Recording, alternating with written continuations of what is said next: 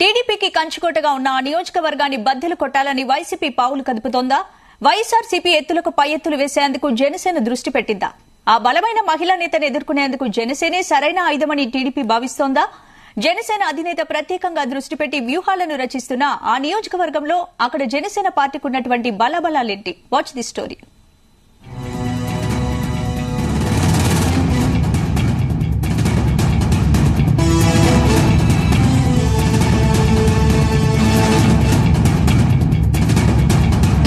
ఏపీలో రాజకీయ సమీకరణాలు వేగంగా మారుతున్నాయి. ఎన్నికల పొత్తుల్లో భాగంగా టీడీపీ జనసేన సీట్ల కసరత్తు కొనసాగుతోంది. సమీకరణాలు, నేతల బలబలాలు ఆధారంగా సీట్లు కేటాయిస్తున్నారు.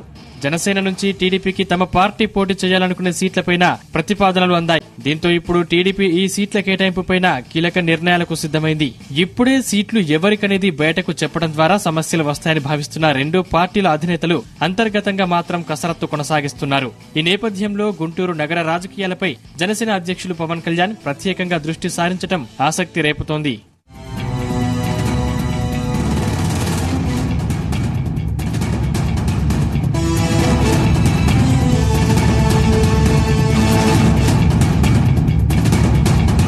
గుంటూరులోని 2 అసెంబ్లీ నియోజకవర్గాల్లో ఉన్న తాజా రాజకీయ పరిస్థితులు, పరిణామాలపై జనసేనాని ఆరా తీశారు. జనసేన పార్టీ గుంటూరు నగర అధ్యక్షుడు నేరళ్ల సురేష్ ని పార్టీ కేంద్ర కార్యాలయానికి ప్రత్యేకంగా పిలిపించుకుని మాట్లాడారు.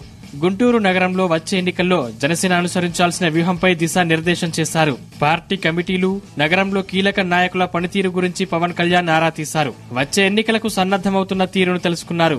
నగరంలోని 2 నియోజకవర్గాలు పార్టీకి ఎంతో కీలకమని, ప్రతి ఒక్కరూ బాధ్యతాయుతంగా పనిచేయాలన్నారు. ప్రభుత్వంపై ఉన్న ప్రజా వ్యతిరేకతను పోలింగ్ బూత్ వరకు తీసుకువెళ్లాలి అన్నారు.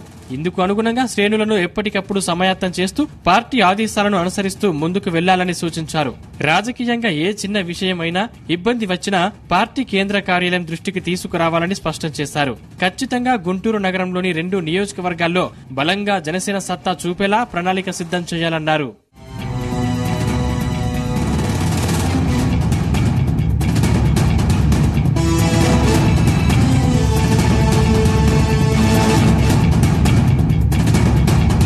అయితే టీడీపీ కంచుకోట లాంటి గుంటూరు పశ్చిమ సీటు పైన పవన్ ప్రత్యేకంగా ఫోకస్ చేయడాన్ని చూస్తుంటే ఇక్కడి నుంచి జనసేన పార్టీ బరిలో ఉండబోతోంది అన్న వాదనలకు బలం చేకూరుతోంది. అధికార వైసీపీ మంత్రి విడుదల రజనీని రంగంలోకి దింపింది. దాంతో ఆమెను ధీటుగా ఎదుర్కోవాలంటే జనసేన పార్టీకి అవకాశం ఎక్కువగా ఉన్నట్లు ఇరు పార్టీల అధినేతలు ఆలోచిస్తున్నట్లు కనిపిస్తోంది.